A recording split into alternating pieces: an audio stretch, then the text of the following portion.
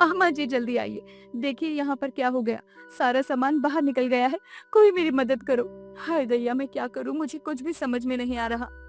मधु की आवाज सुनकर शालिनी रसोई में जाती है तो देखती है कि पूरी रसोई में हर तरफ मैंगो शेक फैला हुआ था।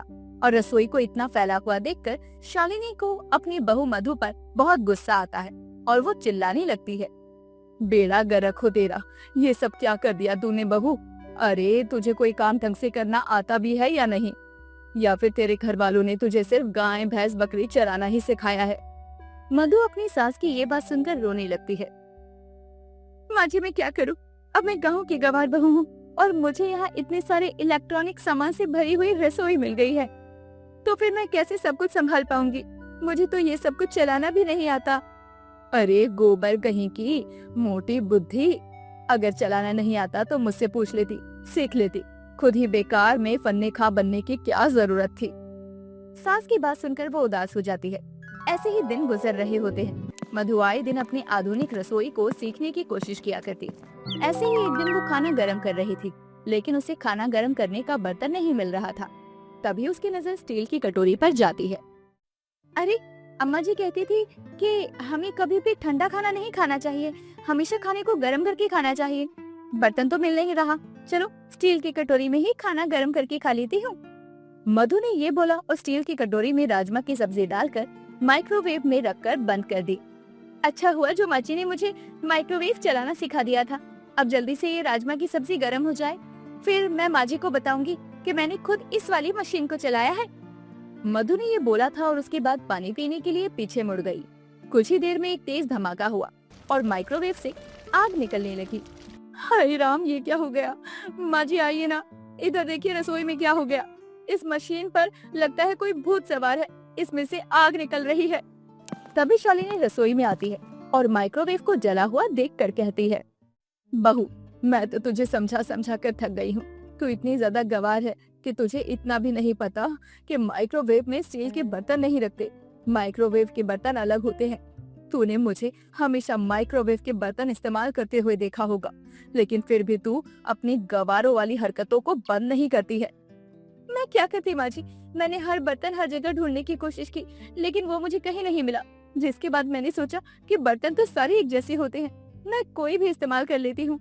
और इस तरह, काश तुझे इस घर में लाने से पहले हमने भी थोड़ा सा सोच लिया होता, तो हमारा ये हाल नहीं होता। तुझसे बहुत ज्यादा परेशान हो गई हूँ मैं बहू, अब तुझे झेलना मेरे बस की बात नहीं। शालिनी ये बोलकर चली जाती है और मधु उदास हो जाती है। मधु अपने कमरे में बैठकर रो रही होती है और खुद से बोल रही होती है, अब मैं गांव की गवार हूँ तो इसमें मेरी क्या गलती। ससुर जी मुझे अपनी मर्जी से इस घर में लेकर आए थे। मेरे पति ने मुझसे शादी करके विदेश कमाने के लिए खुद को भेज देना ज्यादा सही समझा, ना कि मुझे ये सब कुछ सिखाना। माँ जी भी हमेशा मेरी मदद करने की जगह मेरे कामों में कमियां निकालती रहती हैं। मधु ये बात बोलकर उदास हो जाती है। उसे कुछ समझ में नहीं आता कि वो क्या करे। एक दिन वो शालिनी के लिए चाय लेकर जाती है, जहाँ वो देखती है कि उसकी सास किसी से बात कर रही थी। अरे सब कुछ बहुत बढ़िया चल रहा है। उस गवार बहू के लिए मैंने रसोई में इतना सारा इलेक्ट्रॉनिक सामान रख दिया है कि कभी न कभी कोई ना कोई गड़बड़ से वो मर ही जाएगी। और मैंने उसे कोई सामान चलाना सिखाया भी नहीं है। मेरे पति ने भोलेपन में आकर मेरे पढ़े लिखे बेटे की शादी उस गवार से करवा दी, लेकिन मैं उसे ज्यादा दिनों तक इस घर में टिकने नहीं दूंगी।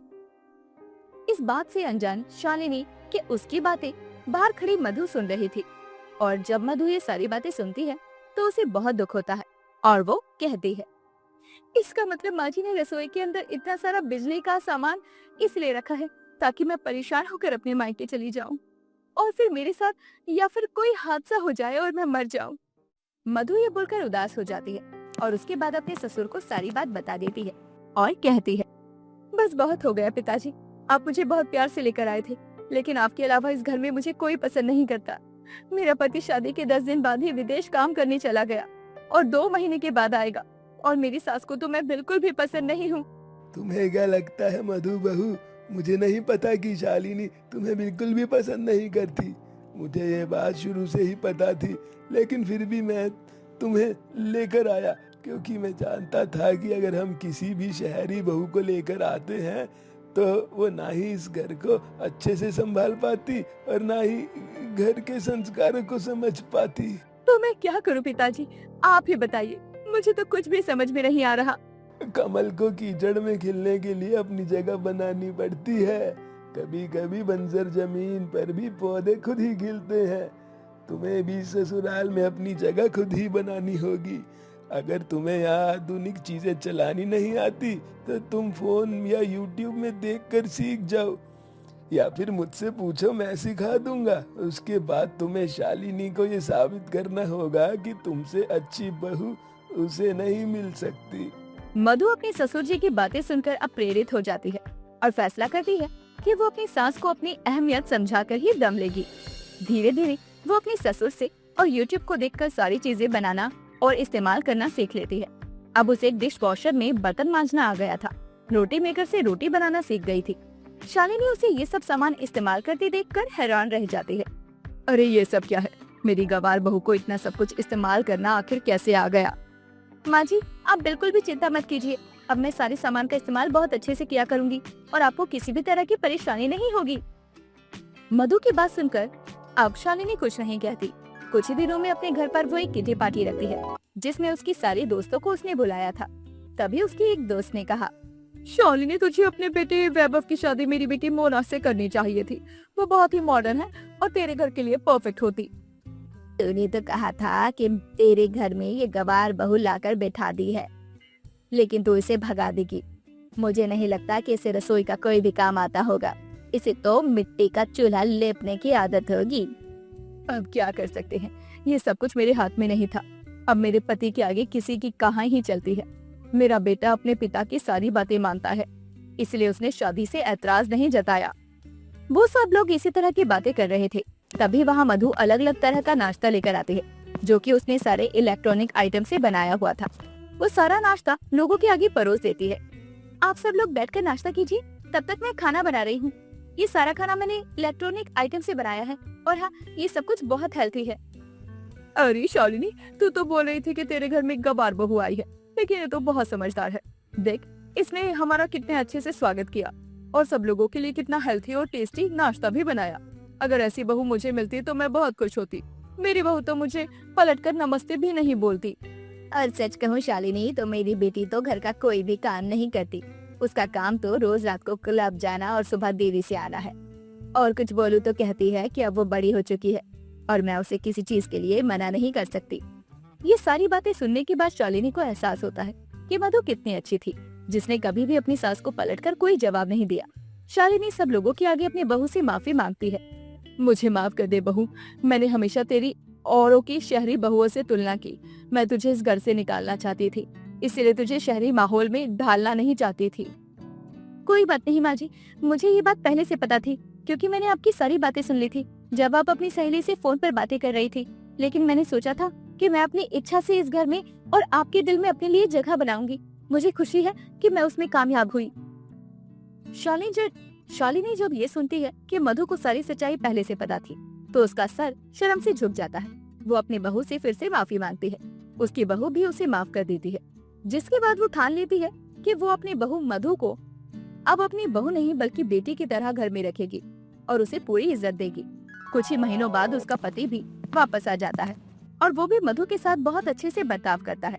मधु जहाँ अपने ससुराल में अपनी सास की वजह से इतनी परेशान थी, वो अब खुशी खुशी उसी के साथ सारा इलेक्ट्रॉनिक सामान इस्तेमाल किया करती और उसे कोई परेशानी नहीं होती। चंदा अपने पति दिनकर और 2 छोटे बच्चों के साथ रहा करती थी। चंदा गांव के ही मुखिया के खेतों में काम करके अपना घर परिवार चला रही थी।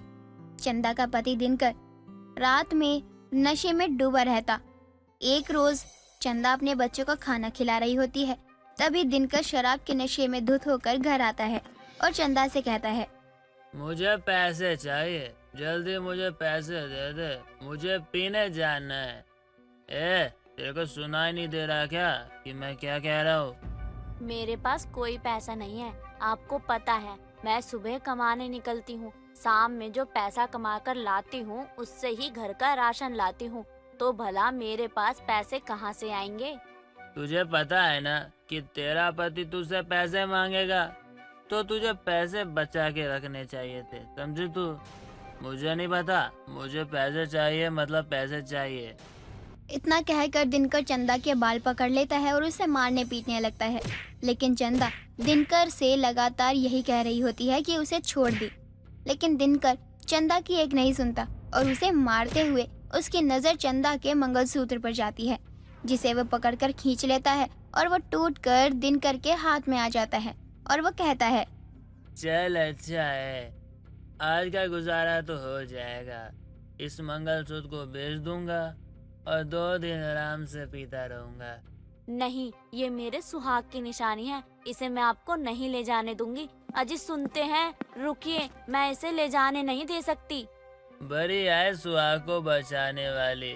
यहाँ तेरा सुहाग पी पी कर सड़क पर कभी नाली में मिलता है, तब तो तू उठा के नहीं लाती, और अब कह रही है कि सुहाग की निशानी है। हाँ? हट सामने से, मुझे पीने जाना है, मुझे रोक मत। इतना कहकर दिनकर अपनी पत्नी को धक्का देकर वहां से चला जाता है और ये सब देखकर चंदा अपने बच्चों को गले लगाकर रोते हुए खुद से बोलती है, न जाने भगवान भी कैसे कैसे दिन दिखा रहा है।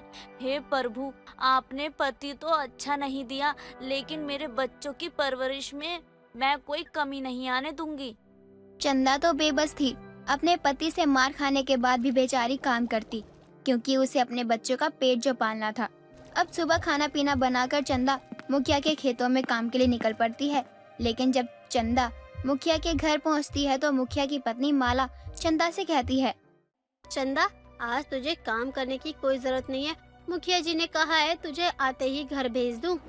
लेकिन मालकिन क्यों? ऐसा भी क्या हो गया जो आप कह रही हैं कि मैं घर से चली जाऊं? मैंने काम में कोई गलती कर दी? अगर भूल से भी मुझसे कोई गलती हो गई है तो क्षमा कीजिए मालकिन। अगर आज काम नहीं किया तो पैसे नहीं आएंगे, और पैसे नहीं आएंगे तो बच्चे भूखे रह जाएंगे। तेरी बात मैं अच्छे से समझ रही हूँ कि तू अपने बच्चों का पेट पालने के लिए काम कर रही है, लेकिन तेरा बेवड़ा पति कल शाम में यहाँ आया था मुखिया जी से तेरी कमाई के पैसे मांगने, और मुखिया जी ने जब पैसे देने से मना किया तो वो मुखिया जी से मारपीट करने लगा। हे भगवान, कैसा पति दिया है तूने, ना कमाता है ना बच्चों को देखता है। जहाँ भी काम करने जाऊँ वहाँ भी काम बिगाड़ देता है। देख चंदा, मैं नहीं चाहती कि तुझे काम से निकालूं, लेकिन मुखिया जी को तू जानती है वो कितने गुस्से वाले हैं। तो यहाँ से चली जा तू, इससे पहले कि मुखिया जी आकर मुझे ही 2-4 बातें सुना दे। जी मालकिन, जैसा आप कहें। मेरी किस्मत में रोना धोना और भटकना तो लिखा ही है, बस मेरे बच्चों का भविष्य अच्छा हो, मैं बस इतना ही चाहती हूँ। इतना बोलकर चंदा वहाँ से चली जाती है। चंदा जब मुखिया के घर से लौट के आ रही होती है तो उसके मन में हजारों सवाल आते हैं कि वो बच्चों को शाम के खाने के लिए कहाँ से इंतजाम करेगी, उसे काम मिलेगा भी या नहीं, और उसका बेवड़ा पति जिसकी वजह से उसे काम से निकाल दिया गया था, वो दूसरी जगह काम करेगी तो उसका पति वहाँ भी पहुँच जाएगा। अब वो क्या करे? तभी उसके सामने से एक पकोड़े वाला गुजर रहा होता है, जिसे देखकर चंदा सोच में पड़ जाती है। क्यों ना मैं भी खुद का कुछ कर लूं, लेकिन क्या करूं, मुझे कुछ समझ नहीं आ रहा। यही सोचते हुए चंदा की नजर उसकी पड़ोसन विमला पर जाती है, जो कि जंगल से कुछ साग के पत्ते तोड़ रही होती है, जो कि जंगली थे। अरे विमला बहन, ये क्या कह रही हैं आप? ये साग तो जंगली है, इसका आप क्या करेंगी? आपके पास तो गाय भैंस भी नहीं है। अरे चंदा बहन, तुम तो जानती हो कई दिन से मेरा पति बीमार है। काम पर ना जाने की वजह से घर में खाने के लिए कुछ भी नहीं है। अब सोच रही हूँ इसका ही कुछ बना लूँ मैं। मेरी माँ इसके पकोड़े बहुत अच्छे बनाती थी। क्या आप सच कह रही हैं विमला बहन? अरे वाह, फिर तो मुझे भी थोड़े बहुत ये साग तोड़ लेने चाहिए, क्योंकि आज मुझे मुखिया ने अपने घर से काम से निकाल दिया है, वह भी मेरे बेवड़े पति के चक्कर में। वहाँ जाकर मुखिया जी से लड़ाई झगड़ा करने लगे थे वो। इस नास पिटे का कुछ नहीं हो सकता, काम धाम कुछ करना नहीं, लेकिन पीना है इसे पूरे दिन। हमेशा ही पैसे उड़ाता है पीने में। चंदा विमला को देखकर जंगल से कुछ साग तोड़ती है और उसे घर ले आती है।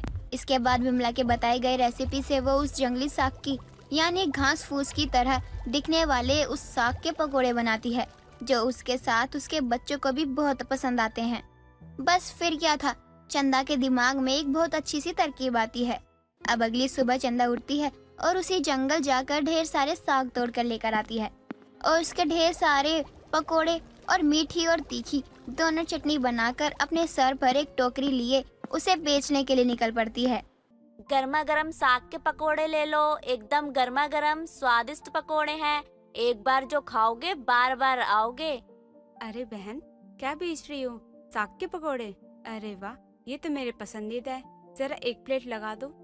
हाँ हाँ बहन, अभी लगा देती हूँ। ये लीजिए, पूरे 20 रुपए हुए। अरे वाह वाह, क्या पकोड़े बनाए हैं, खाकर मजा ही आ गया। वैसे आज से पहले तुम्हें यहाँ देखा नहीं हो? हाँ बहन जी, पास के गांव की ही हूँ। बस अपने घर परिवार को चलाने के लिए ये सब करना पड़ रहा है। बड़ी अच्छी बात है बहन जी, इतनी मेहनत करके काम कर रही हो। भगवान आपको खुश रखे। चंदा अब लगातार साग के पकोड़े बनाकर बेचने लगती है। पहले दिन तो चंदा के साग के पकोड़े कुछ खास नहीं बिकते, लेकिन दूसरे तीसरे दिन चंदा की इतनी अच्छी कमाई हो जाती है कि वो बैठकर सप्ताह भर आराम से खा सकती थी। अब ऐसे में चंदा का पति चंदा को मेहनत करता देख उसे मारता और पीटता भी नहीं, लेकिन चंदा के पैसे जरूर चुरा लेता था। अब भला दिनकर की पीने की आदत थी तो वो ऐसे कैसे जाती। जहाँ एक तरफ चंदा मेहनत करके कमा रही थी, वहीं दूसरी तरफ अब विमला को पता चलता है कि चंदा उसके बताए हुए घास फूस यानी जंगली साग के पकोड़े बनाकर बेच रही है और खूब कमा रही है।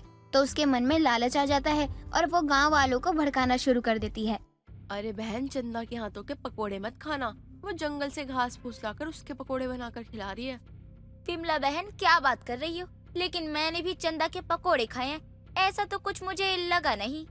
मैं तो भले के लिए ही कह रही हूँ, और गांव वालों को भी मैंने यही कहा है कि चंदा के हाथों के पकोड़े न ले, वो घास फूस के पकोड़े बनाकर बेच रही है।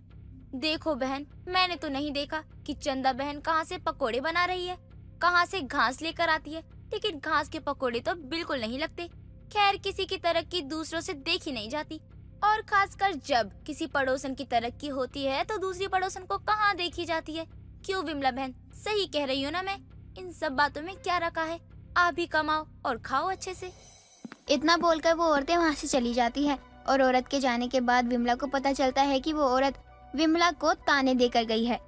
बताओ तो जरा, ये औरत मुझे ही ताने देकर चली गई। मुझे तो लग रहा था ये चंदा के बारे में कह रही थी।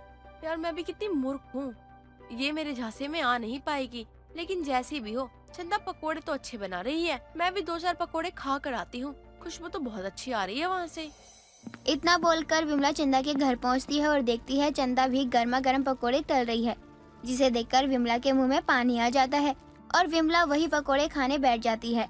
लेकिन चंदा बहुत मेहनती थी और उसके मेहनत का ही फल था जो चंदा आज यहाँ तक पहुँच गई थी, वरना उसके बेवड़े पति ने उसके साथ उसके बच्चों को भी मार ही देना था। सुमित्रा अपने बेटे रोहित के लिए एक सुंदर सी बहू ब्याह कर लाई थी। सुमित्रा की बहू इतनी सुंदर थी कि हर कोई उसकी तारीफ कर रहा था। अब सुमित्रा की बहू की मुंह दिखाई को उसकी पड़ोसन विमला का आना होता है। अरे सुमित्रा कहाँ है? जरा अपनी बहू की मुंह दिखाई तो करवा दे। हाँ हाँ, क्यों नहीं, मुझे तो तेरा ही इंतजार था। अब तक मोहल्ले के अधिकतर लोग मेरी बहू की मुंह दिखाई करके जा चुके हैं, तू भी देख ले। अब सुमित्रा अपनी बहू को बुलाती है। सुमित्रा की बहू सीमा भी मोटे जैकेट और सर्दियों वाले सूट सलवार, पैरों में जुराब और सोल ओढ़े हुए हॉल में आती है।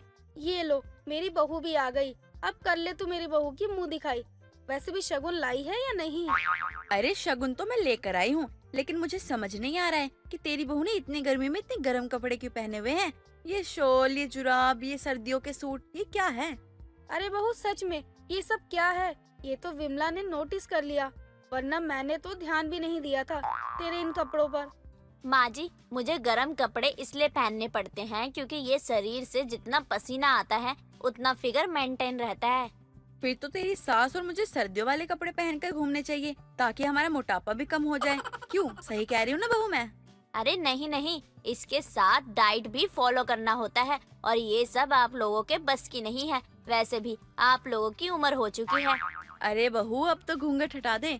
अब जब इतनी बोलचाल हो ही गई है तो मैं भी तो देखूं कि आखिर सुमित्रा की बहू कितनी खूबसूरत है, जिसका सारा मोहल्ला दीवाना हुआ फिरा है और इतनी तारीफें करता है।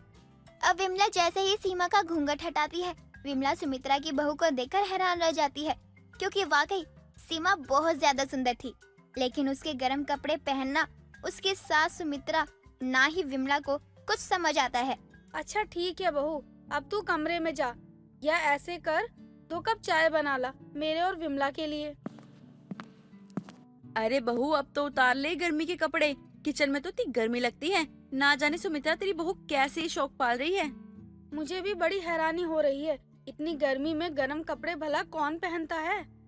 अरे इसके दिमाग पे ना किसी दिन गर्मी चढ़ जाएगी। इतनी गर्मी में जुराब चढ़ा के बैठी है। आज ही इसकी माँ को फोन करके इसकी शिकायत करती हूँ। अरे जरूर कर, लेकिन ये कौन सा तरीका है मोटापा घटाने का। सुमित्रा और विमला को इधर बातें करते हुए काफी समय बीत चुका था। तभी विमला को अचानक याद आता है कि सुमित्रा ने अपनी बहू को चाय बनाने के लिए किचन में भेजा था। अरे सुमित्रा, इधर उधर की बातें करना छोड़ और तू मुझे ये बता, तूने अपनी बहू को चाय बनाने के लिए किचन में भेजा था ना? और अब 20 मिनट से ज्यादा हो चुके हैं, लेकिन तेरी बहू चाय लेकर नहीं आई है। अरे ये तो मैं भूल ही गई थी, रुक अभी देख कर आती हूँ। कहाँ रह गई? कहीं चाय बनाकर खुद तो नहीं पीने लग गई किचन में। इतना कहने के बाद ही सुमित्रा किचन में जाती है, लेकिन वो देखती है कि किचन में उसकी बहू बेहोश पड़ी है और चाय जल चुकी है। अरे विमला जल्दी आ किचन में, ये देख क्या हो गया। मेरी बहू भी बेहोश हो गई और चाय भी जलकर कोयला हो गई। अरे बाप रे, ये इसके गर्म कपड़े पहनने का नतीजा है। इसके ऊपर पानी डाल, ये होश में आएगी। सुमित्रा जल्दी से अपनी बहू का मोटा जैकेट शॉल हटा देती है और अपनी बहू के ऊपर पानी डाल देती है। तब जाकर सीमा को होश आता है। मैं ठीक हूँ ना? मैं कहाँ हूँ? मुझे तो एक पल को ऐसा लगा कि अब मेरी जान निकल जाएगी। बहू, ये सब तेरे गर्म कपड़े पहनने का नतीजा है। मैं तो तुझे पहले देख के कह चुकी थी कि ये सही तरीका नहीं है मोटापा घटाने का। इससे तुझे गर्मी लगेगी, चक्कर आएंगे और तू बेहोश हो सकती है। अब तू मेरी बात कान खोल कर सुन ले। अगर तूने गर्मी में गर्म कपड़े पहने ना, तो तुझे मैं मायके भेज दूंगी। फिर तेरे माँ बाप तेरे लिए लड़का ढूंढते रहेंगे और मैं अपने बेटे की दूसरी शादी कर दूंगी। सीमा को अपनी सास की धमकियों से कोई फर्क नहीं पड़ता, और तो और वो गरम जैकेट और जुराब दोबारा नहा धोकर पहन लेती है। बहू, तुझे मैंने मना किया था ना कि ये कपड़े नहीं पहनने हैं, तो फिर भी पहन कर आ गई। चल इन्हें उतार दे और गर्मी के हल्के कपड़े पहन ले।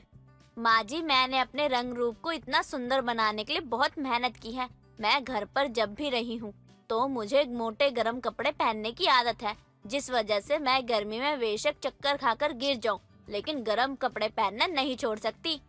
अब की बार अगर तेरे साथ कुछ हुआ ना, तो मुझसे बुरा कोई नहीं होगा तेरे लिए। मैं तुझे कह चुकी हूँ, लेकिन तू अपनी हरकतों से बाज नहीं आ रही है। सुमित्रा की बहू सीमा का अब आस पड़ोस वाले भी मजाक बनाने लगे थे, लेकिन फिर भी सीमा को इन सभी बातों से कोई फर्क नहीं पड़ता। अब गर्मी ज्यादा होने के कारण सीमा को घमौरियाँ हो जाती हैं। अरे बहू, कुछ दिन पहले मैंने पाउडर का डब्बा मंगाया था, वो कहाँ है? मिल नहीं रहा है। तूने देखा है क्या? माँ जी, वो पाउडर खत्म हो चुका है।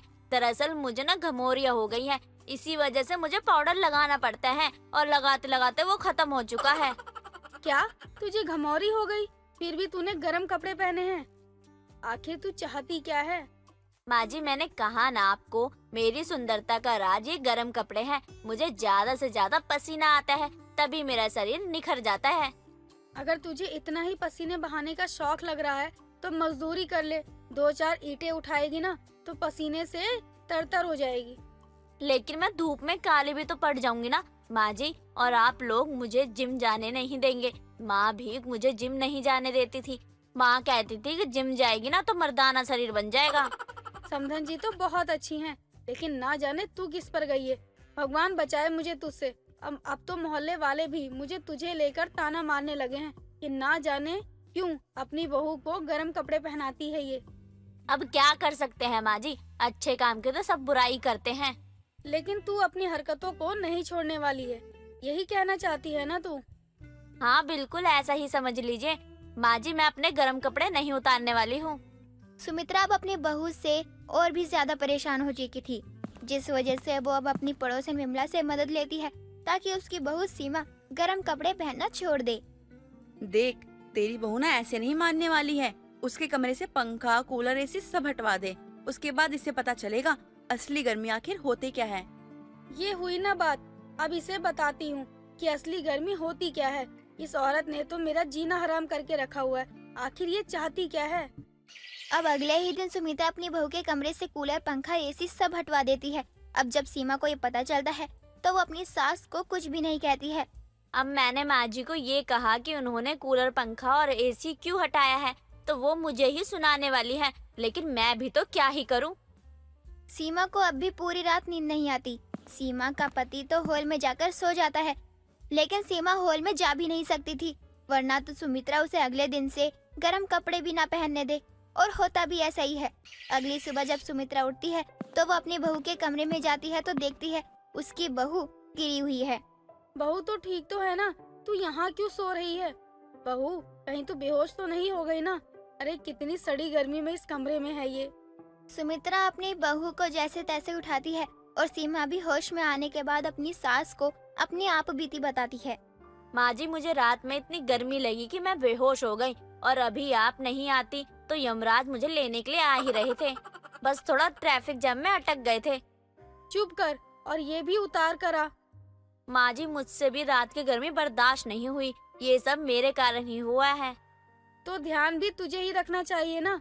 याद रख, अगली बार अगर तूने ऐसी हरकत करी तो मुझसे बुरा कोई नहीं होगा। देर से ही सही, लेकिन सीमा को अकल तो आती है और उस दिन के बाद से सुमित्रा की बहू सीमा गर्म कपड़े पहनना छोड़ देती है।